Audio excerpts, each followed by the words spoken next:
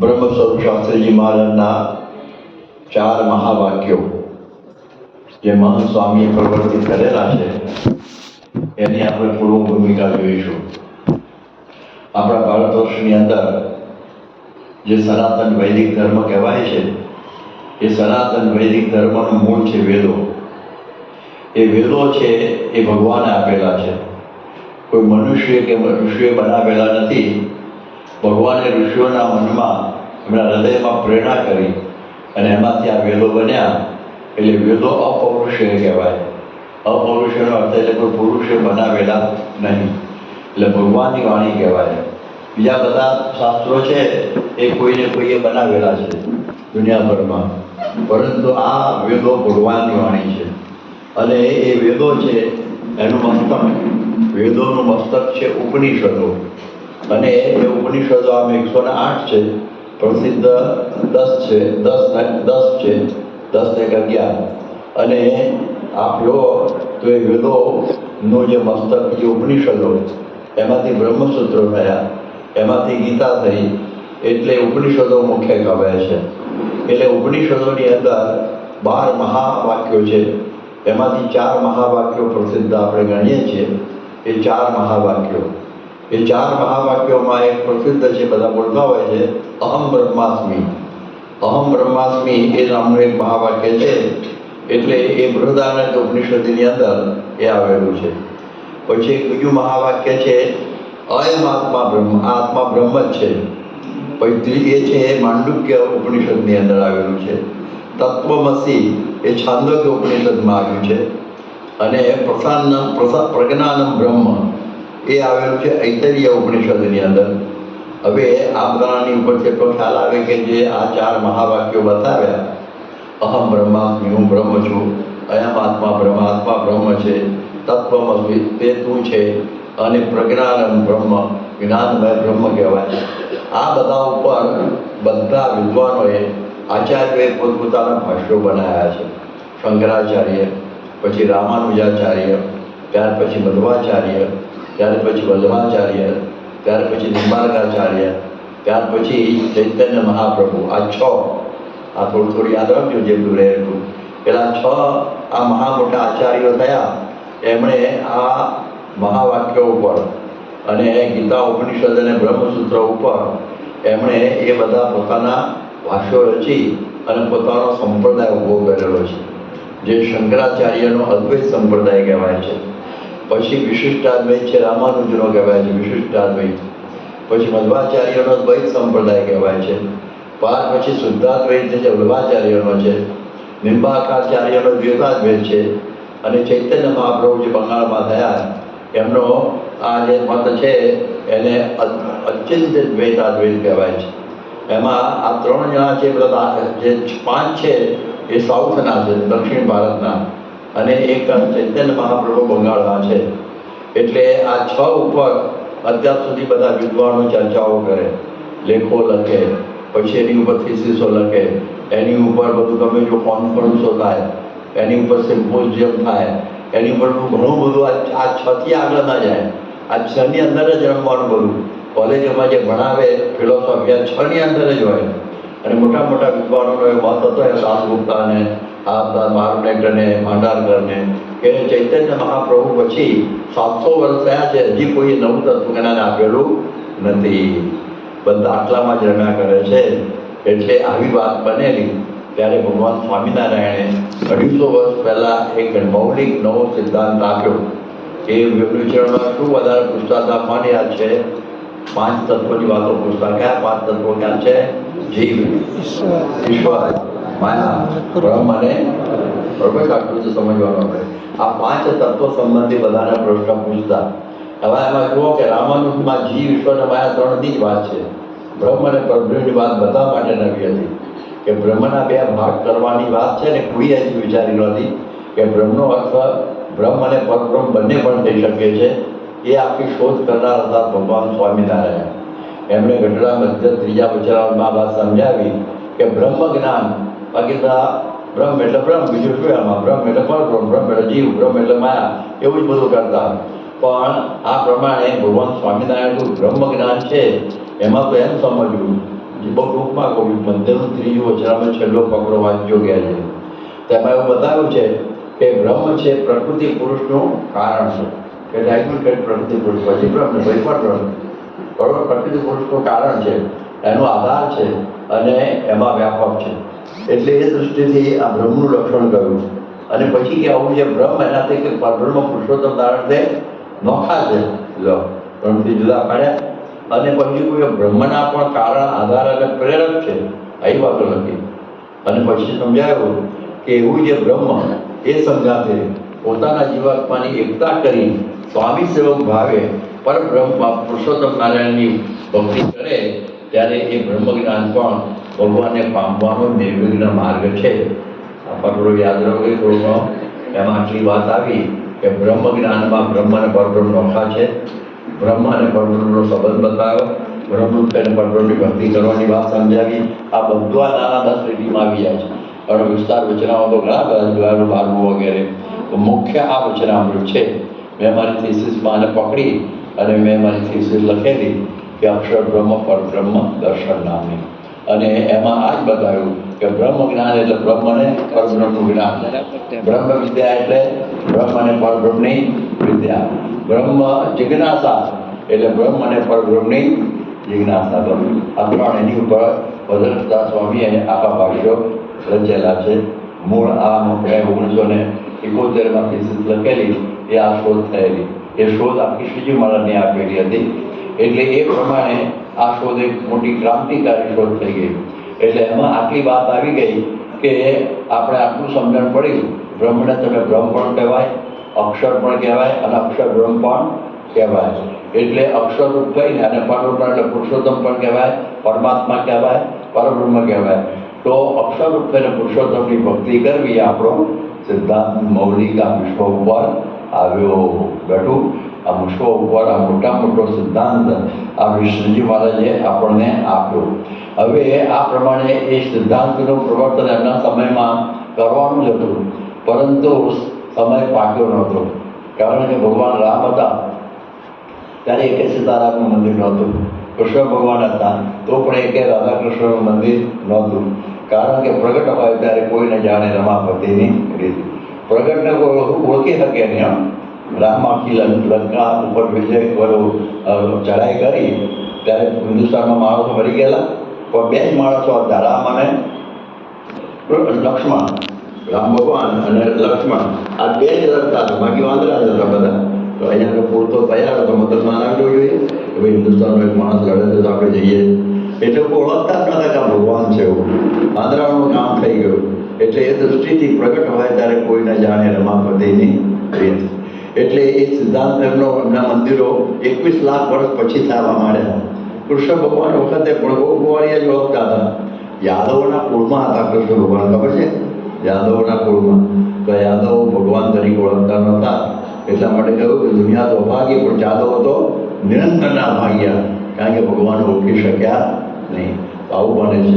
એટલે એ દૃષ્ટિથી કૃષ્ણના મંદિરો 5000 વર્ષ પછી થયા. રાધાજી તો 800 વર્ષ પહેલાં જ બેઠા. તો આ પ્રમાણે આ વાત બહુ અઘરી હોય છે. તો ભગવાન સ્વામિનારાયણના વખતમાં આ વાત રહી ગયેલી અને એ વાત એ માટે મહારાજ ભગવાન સ્વામિનારાયણ બધા મંદિરો ઉદાર્યા, પરંતુ અવતારવાળી મૂર્તિઓ પધરાવી, પોતાની મૂર્તિ પધરાવી શકાય એવું હતું નહીં. કેટલા મહારાજે મંદિર બનાવ્યા કોઈને ખબર છે? શ્રીજી મહારાજના કેટલા છે? 6. એમાં 5 મંદિરમાં એ વખતે શ્રીજી મહારાજની મૂર્તિ નહોતી. એ વખતે પ્રતિષ્ઠા કરીને વધારે છે બધે, પણ એ વખતે નહોતી. એક જ મંદિરમાં હતી. કયું મંદિર? વડતાલ. આપણું છે ને વડતાલ. વડતાલમાં મહારાજે પણ ઘણા વિરોધની સાહિત્ય પાછળ શાંતિથી વધારે એવું નહીં, વિરોધ બહુ હતો. મુક્તાનંદ સ્વામી વિરોધ પક્ષના લીડર હતા.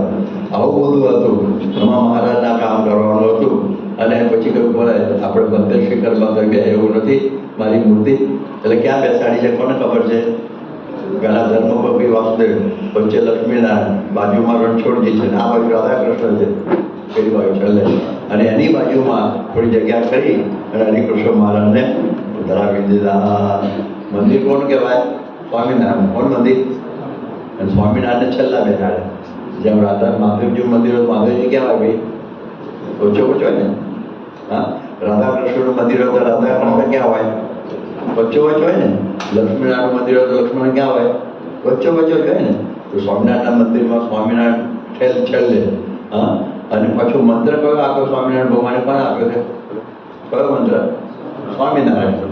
મંત્ર સ્વામિનારાયણ બોલવાનો, અને સામે કંઈક નરનારાયણ, લક્ષ્મીનારાયણ હોય, મદન મોહન હોય, ગોપીનાથજી હોય. મંત્ર કયો? સ્વામિનારાયણ. જેમ આપણે હનુમાનજી પેલું આંગળીનું મંદિર હોય, અરે રાધા કૃષ્ણ મંદિર, એની સામે બેસી અને તમે મંત્ર બોલો, ઓમ નમઃ શિવાય, ઓમ નમઃ શિવાય. તો પેલા એ આ મૂર્તિ રાધા કૃષ્ણની છે, ત્યારે ઓમ નમઃ શિવાય બોલવો. ત્યાં પેલી બાજુ હનુમાન અરે મહાદેવજીનું મંદિર છે બાગોળે, ત્યાં જાણે મંદિર અને મંત્ર સિંક્રોનાઇઝ અને થવા જોઈએ, એને એક થવા જોઈએ ને, એવું આપણે ના ધ્યાન કર્યું. ઈષ્ટદેવ સ્વામિનારાયણ મળ્યા બધા, મંત્ર સ્વામિનારાયણનો, છતાં મધ્ય શિખરમાં સ્વામિનારાયણ પણ નહીં. અને આવું બધું થયું ત્યારે એ વખતે શ્રીજી મહારાજ બોલેલા કે અત્યારે ફળ પાકી નથી, અત્યારે ફળ પાકી નથી. કેરી પાકે નહીં તો શું તેમાં જાય? અથાણામાં જાય ને, કાચી તેમાં જાય. અને જ્યારે પાકે ત્યારે અંદર રસ અંદર ઘી બધું આવે ને, હા, એવી રીતે ફળ પાકવાની રાહ જોવી પડે. બધી બાબતમાં કેરીમાં રાહ જોવી પડે અને સમજણમાં પણ રાહ. જેમ છોકરાની સાડી બેસાડે હોય અહીંયા આગળ, તરત જ એને આઈન્સ્ટાઈનની થિયરી આવડી જાય, તરત એને ઇન્જેક્શન મારતા આવડી જાય, મકાન બાંધતા આવડી જાય.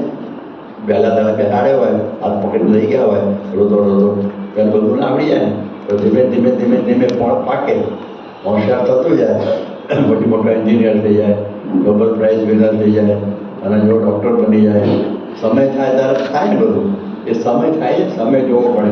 20 વર્ષે 25 વર્ષે અનુભવ કેવા વિચિત્ર 100 વર્ષે ના થાય. મારે મુંબઈની અંદર ગયેલા, મુંબઈમાં 2011માં પ્રમુખ સ્વામી ગયેલા,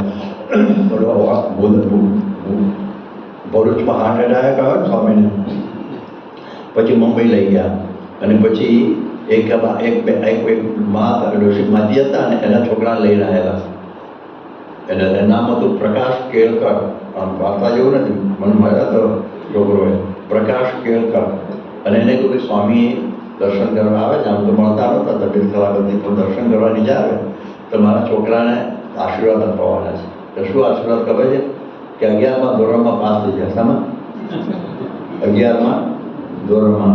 કારણ કે 10મા ધોરણમાં 44 ટ્રાયલે પાસ થયો છે. સમજણ પડી? 10મા ધોરણમાં 44માં ટ્રાયલે પાસ થયો. મેં જોયેલો ફોટો આપવા જેવો થઈ ગયો.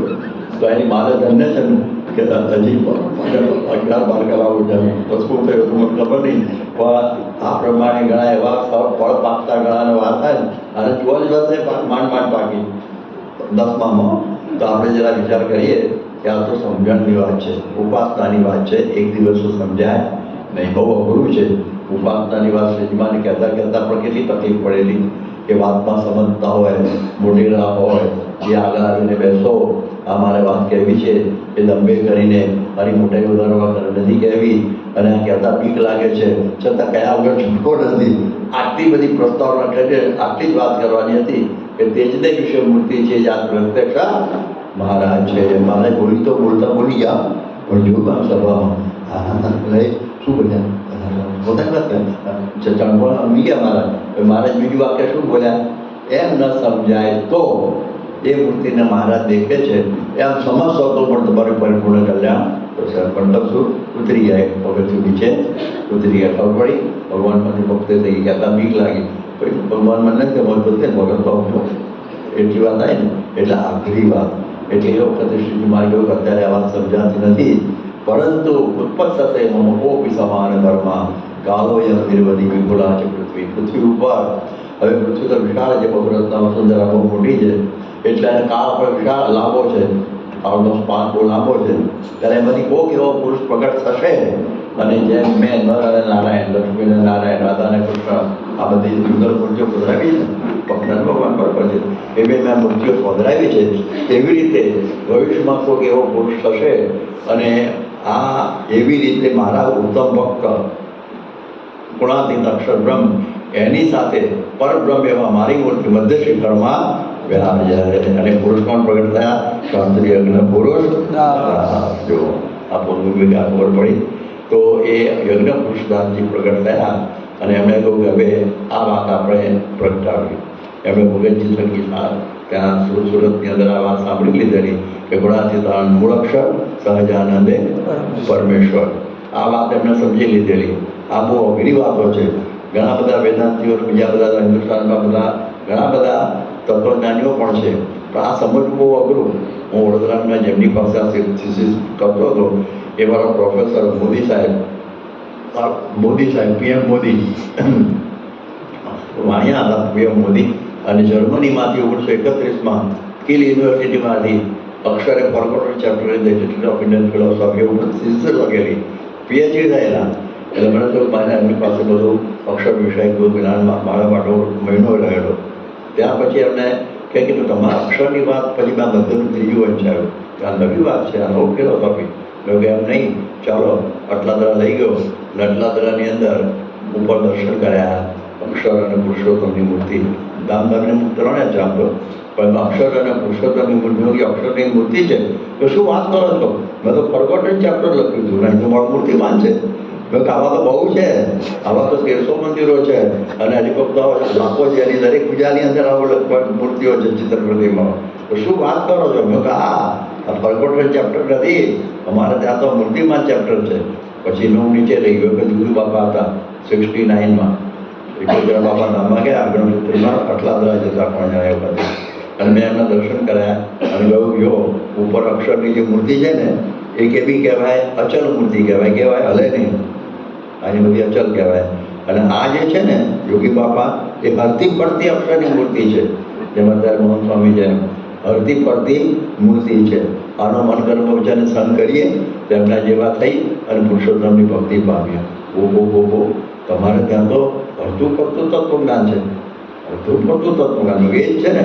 અમારે ત્યાં વાતો નથી, વાચ્યાર્થ નથી, લક્ષ્યાર્થ છે. આવા પુરુષ તમે રોલ મોડલ જેવા છે અને એના થકી આપણે પણ બની શકીએ. આ તો નવીન વાત. તો આવું તત્વજ્ઞાન શાસ્ત્રી મહારાજને ખબર પડી છે, એટલે એમને જો કામ માટે આપણે હવે આનું તત્વજ્ઞાન માટે મંદિરો બાંધવા. હવે એમણે આ વાત મંદિરો બાંધવાની કરી અને એમાં જે 5 મંદિરો બનાવ્યા એની વાત હું આગળ કરું. એ પૂર્વે એમણે જે મંદિરો બનાવવાનું નક્કી કર્યું એના માટે વડતાલમાં તો થઈ શકે એવું હતું નહીં. એટલે વડતાલમાંથી બહાર નીકળ્યા અને આ કાર્ય એમણે ઉપાડવાનું શરૂ કર્યું. અને આપણે જોયું કે આપણે આટલા બધા કાર્યો કરી દીધા 5 મંદિરોના. હવે મહંત સ્વામી મહારાજ અત્યારે પ્રગટ બ્રહ્મ સ્વરૂપ છે, કારણ કે ગમે એટલું જ્ઞાન હોય અક્ષર પુરુષોત્તમનું, પરંતુ પ્રગટ વગર તો એને જ્ઞાનની સિદ્ધિ જ ના થાય ને. ચોપડીઓમાં લખેલું હોય બધું, પ્રોફેસર બધા હોય અને બધી પુસ્તકો લાઇબ્રેરી, પણ પ્રોફેસર વગર તમારે જ્ઞાન સંપાદન થઈ શકે જ નહીં. એટલે શું કામ સરકાર આટલા પ્રોફેસરો રાખે? લાઇબ્રેરીથી જ પતાવી દે, બધું જાઓ લાઇબ્રેરીમાં ભણેલો હતા, ડૉક્ટર થઈ જાઓ, એન્જિનિયર થઈ જાઓ, PhD થઈ જાઓ, એમ તો લાઇબ્રેરીઓને સોંપી દે. તો પ્રોફેસરો છે ને બધા, કેટલા શિક્ષકો છે, કેટલા પ્રોફેસરો છે આપણા હિન્દુસ્તાનમાં, અને કેટલો ખર્ચો આપણે લશ્કર પછી બીજા નંબરનો ખર્ચો શિક્ષણ પાછળ છે, ખબર છે? તો આવું બધું કરે છે. એવી રીતે અક્ષર પુરુષોત્તમનું જ્ઞાન છે ને, ગુણાતીતાનંદ ગુણોત્સવ, સહજાનંદ પરમેશ્વર, જિંદગીભર બોલો તો અક્ષરરૂપ ના પાવ તમે, પણ એના માટે સાક્ષાત અક્ષરનો સંગ જોઈએ. એટલે આપણું જ્ઞાનમાં પ્રગટ જોઈએ ને જોઈએ. તો અત્યારે મહંત સ્વામી મહારાજ પ્રગટ છે. હવે એમને થયું કે આપણે હવે આપણા તત્વજ્ઞાનને અનુરૂપ બધા શાસ્ત્રો બનાવવા, એટલે એમણે સત્સંગ દીક્ષા કરી. પછી એમણે મહાપૂજા પણ એવી રીતે બનાવી, આરતી પણ એ રીતે બનાવી. તે મહાપૂજાનું ઉદ્ઘાટન કરવાનું હતું, એટલે ભદ્ર સ્વામી બનાવેલી આપણી મહાપૂજા અક્ષર પુરુષોત્તમ સિદ્ધાંતને અનુરૂપ. એટલે બોચાસણની અંદર આ કાર્ય ઊભું કરવાનું થયું. અને બોચાસણની અંદર સ્વામી ત્યાં આગળ હતા. અને એ વખતે સને 2018ની વાત છે, ઈસવીસન 2018. અને કારતક વદ એકાદશી જે દિવસ શાસ્ત્રીમાં વડતાલથી નીકળેલા એ દિવસ પસંદ કરેલો. અને ત્યાં પછી મહાપૂજા સલામત સારી રીતે થઈ અને સ્વામીને પ્રવચન કરવાનું થયું. ત્યારે મહંત સ્વામી મહારાજ નહીં તો 4-5 વખત બોલ્યા કે શાસ્ત્રી મહારાજ એમ કહેતા કે આ મુંડાયું છે તે અક્ષર પુરુષોત્તમ માટે મુંડાયું છે. આજે એની ઉપર વાત આપણે કરી રહ્યા છે. આ મુંડાયું છે તે અક્ષર પુરુષોત્તમ માટે મુંડાવેલું છે. એટલે આપણે આ સમજવાનું. મુંડાવ્યું એટલે શું? એના માટે આ બધું સમિતમત થઈ ગયા. આ સિદ્ધાંત માટે જીવન સમર્પિત કરી દીધું, એનું નામ કહેવાય મુંડાવું. જેમ કોઈ વ્યક્તિ એક ધ્યેય લઈને સિદ્ધ કરવામાં આખું જીવન સમર્પિત કરી દે, એનું નામ શું કહેવાય? મુંડાવ્યું. લૌકિક રીતે તમને સમજ પડું. ન્યૂટન છે, પછી થોમસ આલ્વા એડિસન છે, જેણે આ લાઇટ શોધી છે ને, લાઇટ એટલે શું? બલ્બ. લાઇટ જે છે ને, વીજળી તો ફરાડે શોધેલી, ફરાડે, અને એનું એપ્લિકેશન બલ્બમાં થાય એ શોધ કોણે કરેલી? એડિસને. પણ આખી જિંદગી એની જતી રહી. એની પત્નીને ભૂલી ગયેલો, આ ભૂલી ગયેલો, બસ આની પાછળ જ. તો આપણે અત્યારે આ નીચે બેઠે મારે ફાનસ રાખવી પડે દિવાળીનું. એનો આખો થયો એને. એવી રીતે તમે જો વાચસ્પતિ મિશ્ર મહાપંડિત હતા, પોતાની 20 વર્ષથી થઈ પરણેલી પરણેતર એને ભૂલી ગયેલા. ઘરમાં જતી તોય ખ્યાલ નહીં મારી પત્ની મારી સાથે રહે છે. લખવામાં જ પડેલા. તમે જુઓ કે ગાંધીજી એને પણ સ્વતંત્રતા માટે મુંડાવેલું. આ મુંડાવાની વધામાં સ્વતંત્રતા માટે મુંડાવેલું. તો પછી જ્યારે દાંડી કૂચ નીકળી 1930 12 એપ્રિલે, અને ત્યાંથી સાબરમતી આશ્રમમાંથી નીકળતા શું બોલેલા દરવાજા આગળ કે કાકડા કૂતરાના મોતે મરી જઈશ, પણ સ્વતંત્રતા લીધા વગર અહીંયા આગળ પ્રવેશ કરીશ નહીં આ દરવાજામાં. જો આ મુંડાવ્યું તો હિન્દુસ્તાન સ્વતંત્ર થયો. એટલે કેટલા લોકોએ આ મુંડાવેલું. કેટલા લોકો સ્વતંત્ર માટે ફાંસીએ ચડી ગયા. ભગતસિંહ છે, પછી બીજા કોણ છે? બીજા બધા તમને ખબર છે ને, ખુદીરામ છે, હા, વીર સાવરકર, તો બધા કેટલા બધા આ બધા ફાના થઈ ગયા. આ શાના માટે? મુંડાવેલું. આ મુંડાવેલું.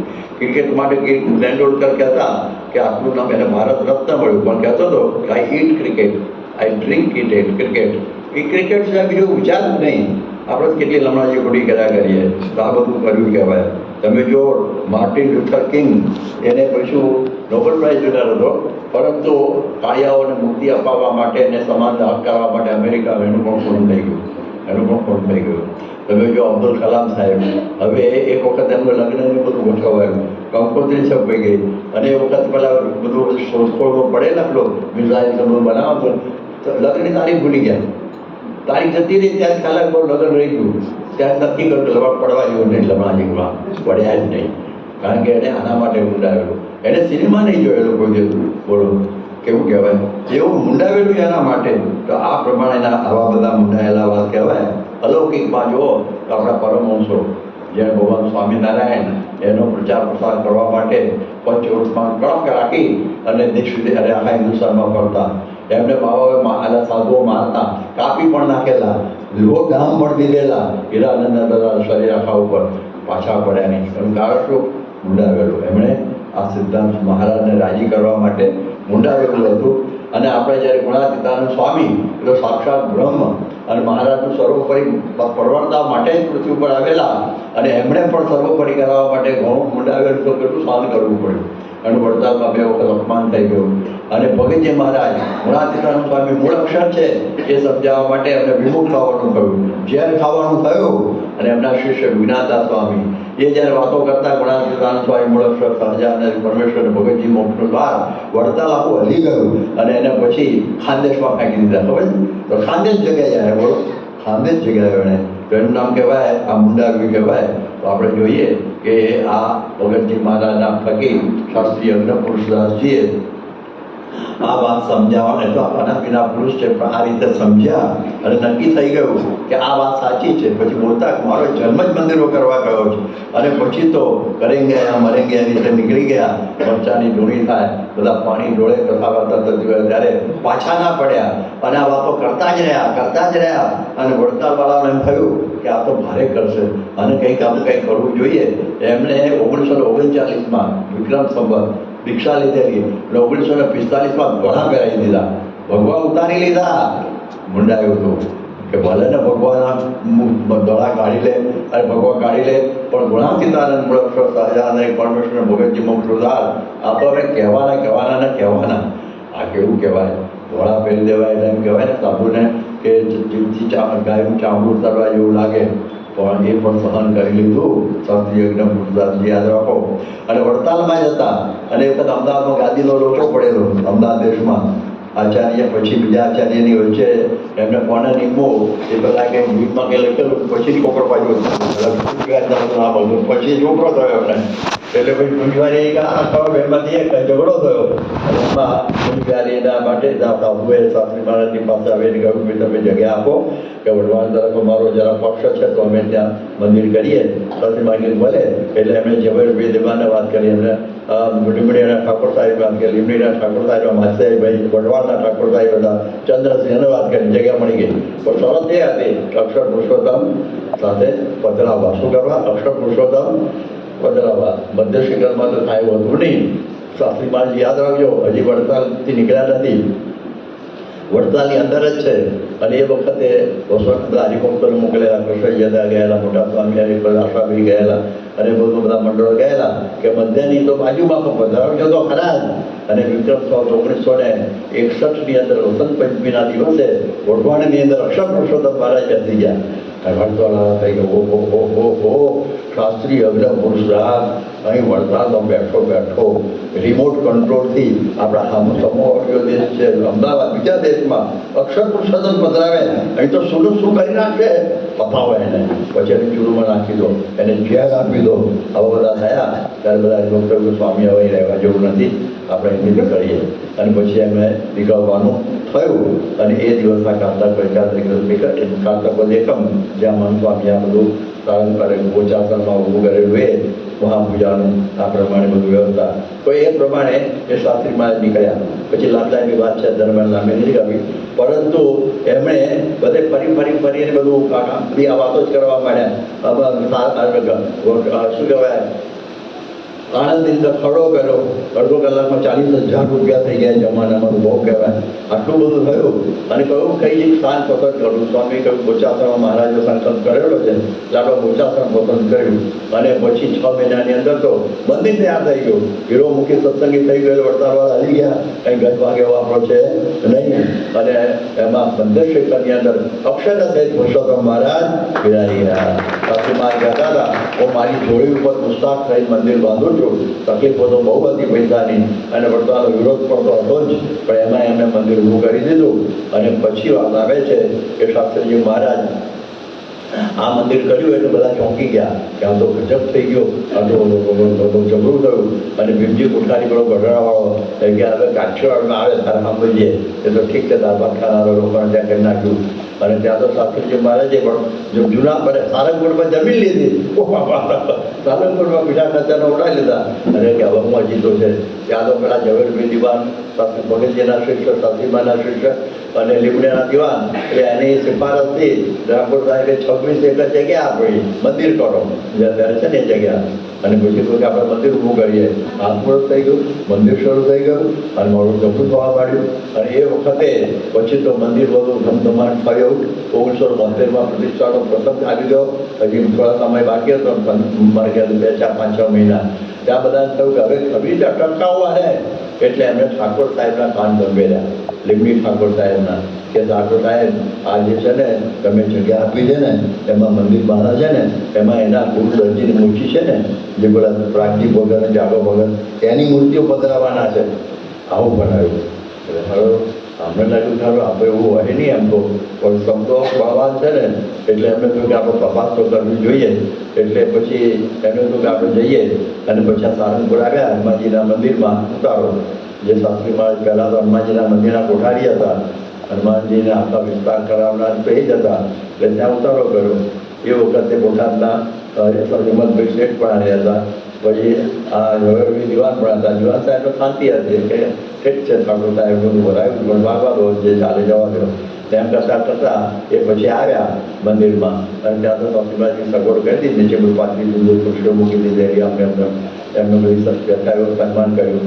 અને પછી કાકા સાહેબ, દિવાન સાહેબના કાકા હતા, એટલે એના કાકા સાહેબ કે અમે એવું સાંભળ્યું છું તમે જાગા પ્રજાની પદ્ધતિ પધરાવવાના છો. એ કે અમારો સ્વપ્નમાં એવો સંકલ્પ નથી, અમે એની મૂર્તિ પધરાવવાના નથી. એટલે પછી કહ્યું કે ભાઈ બરાબર છે.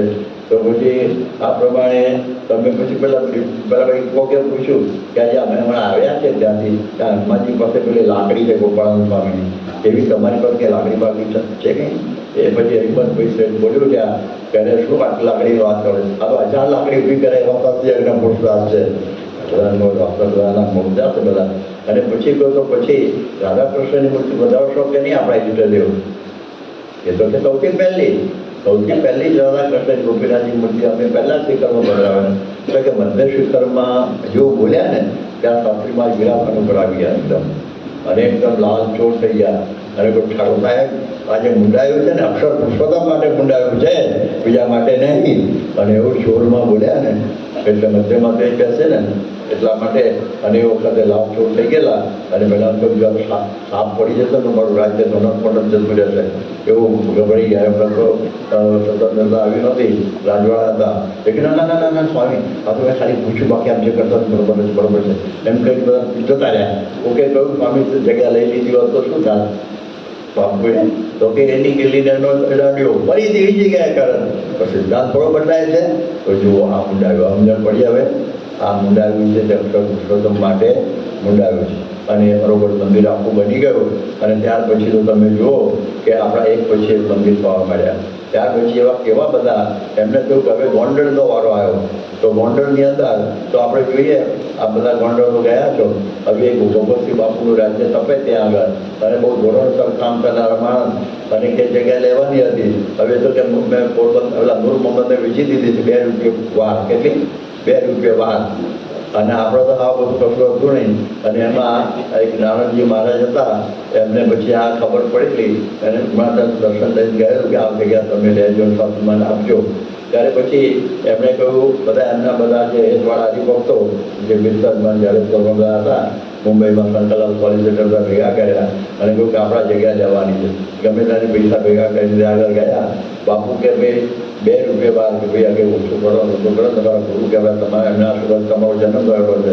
પછી એમ કરતાં પછી 8 આને વાર આવી. 8 આને એટલે 50 પૈસા વાર. અને પેલા સોદો કલ્ચર કર્યો નૂર મોહમ્મદનો. અને પછી શાસ્ત્રીમાં પાસે અહીં વાત કરી. શાસ્ત્રીમાં કે છે અને પછી બાપુએ કહું જગ્યા આપો, અમારી શરતો છે 3. કઈ 3 શરત છે? કે આમાં પથ્થર વાપરવાને એ મારી ખાણમાંથી જ વાપરવાના. પાનેલી એમની નીચે આવે. મોહમ્મદ અલી જીણાનું ગામ કે પાનેલી, મોટી પાનેલી આ બાપુનું ગામ કહેવાય. તો રાજ્ય રજવાડા પ્રમાણે એટલે એના પથ્થર વાપરવાના ઠીક છે. અને 3 વર્ષમાં મંદિર પૂરું કરવાનું 2. અને ત્રીજું 10 લાખ રૂપિયા ખર્ચવાના. કેટલા? અહીંયા આગળ તો આપણા જ્યારે જોડી માગે ત્યારે સારંગપુરમાં તાવડી હાલે, કોઈ ત્યાં છાશ ન આપે, પેલા મકરાના ડબ્બામાં રસોઈ કરવાનું એક જ વખતે. અને આ પ્રમાણે 10 લાખ સાથે હા પાડી દીધી. કિંમત કહેવાય ને. હા કે ઘરે કરી. અને પછી તો બાપુને તો કેવું કરશે, શું થશે? પરંતુ શાસ્ત્રીમાનો પ્રતાપ એવો કે 3 વર્ષમાં મતલબ 2 વર્ષમાં મંદિર થઈ ગયું અને જબરજસ્ત અક્ષર પુરુષોત્તમ મહારાજની પ્રતિષ્ઠા થઈ ગઈ ગોંડલની અંદર. તો આ એમણે મુંડાવેલું તો ગમે તે રીતે પણ કાર્ય કરવામાં પાછા પડતા નહીં. જેમ એમ કહે છે ને કે એ ઉત્તમ પુરુષ કોને કહેવાય? કે પ્રારબ્ધ ઉત્તમ જના અને પરિત્યજનથી. જે કનિષ્ઠ હોય શરૂ વિઘ્નના ભયથી શરૂઆત જ ન કરે, સમજવા જેવું નથી. બીજો હોય એ શું ના કરે કે વચ્ચેથી મૂકી દે, થાકી ગયા તો મૂકી દે. અને ત્રીજો હોય એની પર ગમે એટલા વિઘ્ન થાય પાછો ન પડે. એ શાસ્ત્રી અગ્રમ પુરુષ ઉત્તમ પુરુષ. અને પછી તો વાત આવે અટલાદરાનું મંદિર કરવાની. અટલાદરામાં બધા ના પાડે કે ગામથી દૂર છે, બધે ચોરી લૂંટફાટ થઈ જાય છે. વડોદરાથી દૂર તે વખતે અને કંઈ કોઈ મીઠું આપે એવું નહીં. અને ગામમાં હું મંદિર કરવાનું તેમ સાથે મારા બાપુ પરથી મંદિર કરી. જો બરોડાનું મંદિર કેવું થઈ ગયું. અને પછી ગઢડાનું તો કરવું હતું ત્યારે શ્રીજી મારો સંકલ્પ હતો. ત્યારે બધા એવું ગઢડામાં તો ના થાય, ગઢડામાં થાય નહીં. 2 એક મંદિર છે મોટું, મહારાજનું બાંધેલું નાનું ગામ છે. અને કેવી રીતે બીજું થાય? એમને પાછા કાન બંબેરા દરબારો એ વખત કાનના બધા કાચા હોય એ વખતના. એટલે દરબાર હતા કૃષ્ણકુમારજી. અને એમને કહ્યું દીધું ભાઈ 2 ગામ મંદિર થશે, ઝઘડો થશે, આમ થશે, બીજું જે છે. એટલે એમનો એક શહેર માની દીધો કે આખા ભાવનગર સ્ટેટની અંદર શાસ્ત્રીય પુરસ્કાર થાય 1 ઇંચ જગ્યા ના આપી. આખો ભાવનગર સ્ટેટ પણ પેલું નહીં, ગઢડાએ આખા સ્ટેટની ના પાડી દીધી. બધા કે સ્વામી આવું મૂકી દો, આ બની શકે એવું છે જ નહીં. અને આપણે બધું બની ગયું. આવા શાસ્ત્રી મહારાજ કે થશે ને થશે. શ્રીજીવાનો સંકલ્પ છે, શું ના થાય? રાજ્ય પલટો થશે અને કાર્ય થશે. હવે રાજ્ય પલટો ક્યાંથી થાય? એ વખત અંગ્રેજોનું રાજ્ય તપતું હોય અને એમાં ગાંધીજી બિચારા ચંડોળ જોડી કરતા, એમાં ક્યાંથી થાય બધું? બધી કઠણમાં કઠણ બધું હતું. પરંતુ 1947ની અંદર રાજ્ય આપણે ભારત સ્વતંત્ર થયું અને એ વખતે ડેપ્યુટી કલેક્ટર પાલીતાણાના આપણે આવી ગયા ગોવિંદસિંહ ગુજરાતમાં. પાલીતાણા નીચે એ વખત ગઢડા ગણાતું.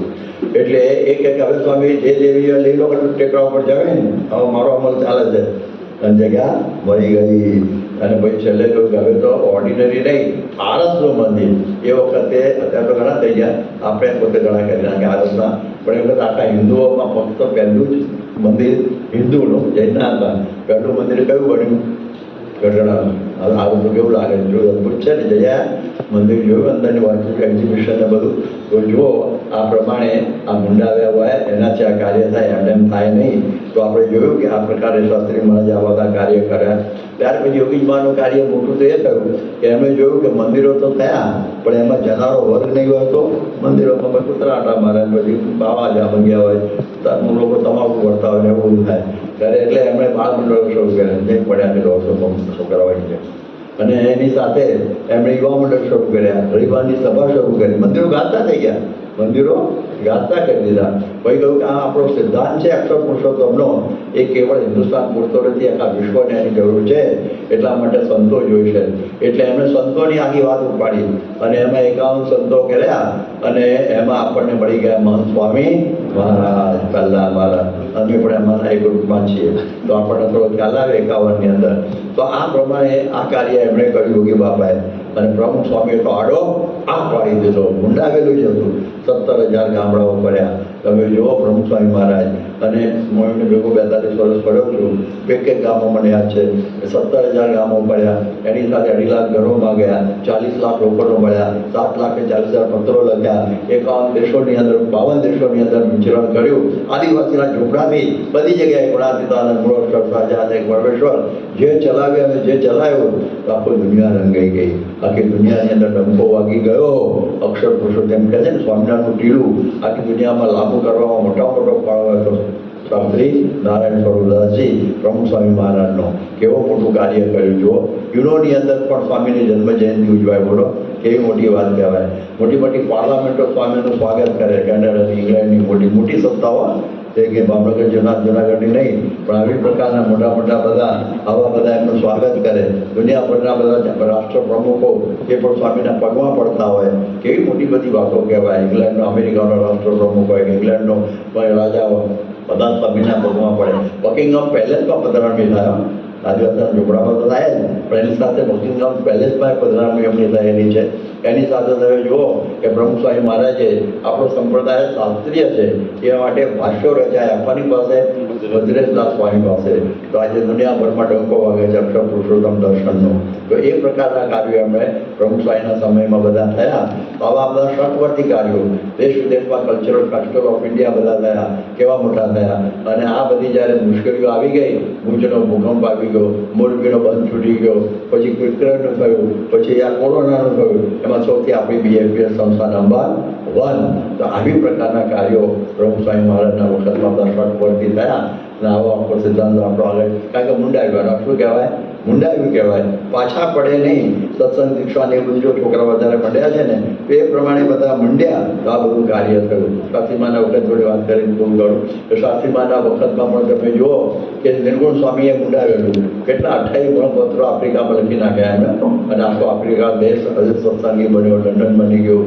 એ બધું એમનો પ્રતાપ. હવે મુંડાવ્યું કહેવાય. આશાભાઈ જે આપણા મોટા સ્વામી, એમનો બંગલો પડી ગયો, સ્વામી 500 રૂપિયા માગવા ગયા, તો એ આપી દીધું. મુંડાયા, એનું નામ થાય તો જ થાય ને કાર્ય. આવા બધા હરિભક્તો. ગલભાઈ એને તો કરતા જ એને અક્ષર પુરુષોત્તમની જે બોલી આવ્યો ગલભાઈ 64નો. તો એ કેવો મુંડાવ્યો છે. કડકું થશે, કેમ થશે, કંઈ નહીં, જેવો થવાનું એ થાય. સ્વામીને આપણે આજ્ઞા પાળવી. તો આ પ્રકારે આવું કાર્ય કર્યું. અને અત્યારે મહંત સ્વામી મહારાજે પણ મુંડાવેલું છે. 92 વર્ષની ઉંમરે ફર્યા કરે છે. વિચાર કરવા જેવું છે. ડૉક્ટર સ્વામી હજી ફર્યા કરે છે. આપણે આપણા કેવા બધા આપણી પાસે છે. તો મહંત સ્વામી તો પ્રગટ બ્રહ્મ સ્વરૂપ ગુરુ તરીકે છે. એમણે તો એક વખત 1997ની અંદર 6 દિવસમાં 5 દેશોમાં વિચરણ કરી દીધું.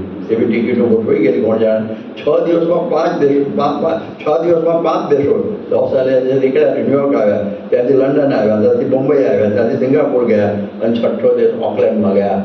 એમને પછી દિવસ રાત ભૂલી ગયેલા. બધી જેટમ થઈ ગયું, જેટમ લખી ગયું, એવું બધું થઈ ગયેલું. પ્રમુખ સ્વામી મહારાજ 62માં 102 ડિગ્રી તાવમાં 122 હજારની ખેંચી કાઢેલી. આવા બધા કેટલા રાત દિવસ કામ કરવો, ભૂખ તરફ આ જોયું નથી. એનું કારણ શું? મુંડાવેલું. એ મુંડાવેલું હતું એવું બધું કહ્યું. આજે ઓસ્ટ્રેલિયામાં સ્વામી ગયા અને કહ્યું આપણે અક્ષરધામ માનું છું, મોટું મંદિર કરવું છે. અમે 1984માં ગયા, 5.5 સત્સંગી હતા. આજે 5,500 સત્સંગીઓ છે. 50% દરવાજો કાઢે છે. કેટલો કોઈ તેની કથા સાંભળો બાકી એની પારાયણ થાય એવું છે. એવા બધા એમના સમર્પણના બધા દાખલાઓ અમે નજરો જોયા ત્યાં. ત્યારે આ બધા મુંડાવાના દાખલાઓ આપણે જોયા તો આપણને ખ્યાલ આવે કે 2-3 1999માં સારંગપુરમાં ફૂલદોલ ઉત્સવ વખતે શાસ્ત્રી મહારાજ માંદા હતા અને ડૉક્ટરે બોલવાની ના પાડેલી, છતાં 2 કલાકની કથા કરી અને એમાં કહ્યું કે અક્ષર પુરુષોત્તમની વાતો કરતા દેહ પડી જાય તો એ લેખે લાગે. એમના મુંડાવી કહેવાય. એમના શું કહેવાય? મુંડાવી કહેવાય. એક જણે વાતો કરવામાં રાતની રાત કાઢી છે. એ પછી જેઠા ભગત હોય કે ગોવિંદસિંહજી કલેક્ટર હોય કે આપણા નડિયાદના દોલતરામ કૃપારામ પંડ્યા અહીંયા આગળ નાગાવાડામાં, તો આ પ્રમાણે એમણે વાત કરી પાછી પાડી નથી. તો આજે આપણા અક્ષર પુરુષોત્તમના ડંકા દેશ વિદેશમાં વાગે છે. એનું કારણ છે કે આ બધા મુંડાવેલો વર્ગ આપણો શું કહેવાય પરંપરા અને આપણા સંતો, આપણા હરિભક્તો આ બધા એવું મુંડાવ્યું છે. તો કાયદો થાય છે તો પહેલું મહાવાક્ય આ મુંડાવ્યું છે તે અક્ષર પુરુષોત્તમ માટે, એની વાત આજે પૂરી થાય છે. આવતીકાલે આપણે જોઈશું અમે તો અક્ષર પુરુષોત્તમના ભણ્યા છે. એ આવતીકાલે ભગવાનની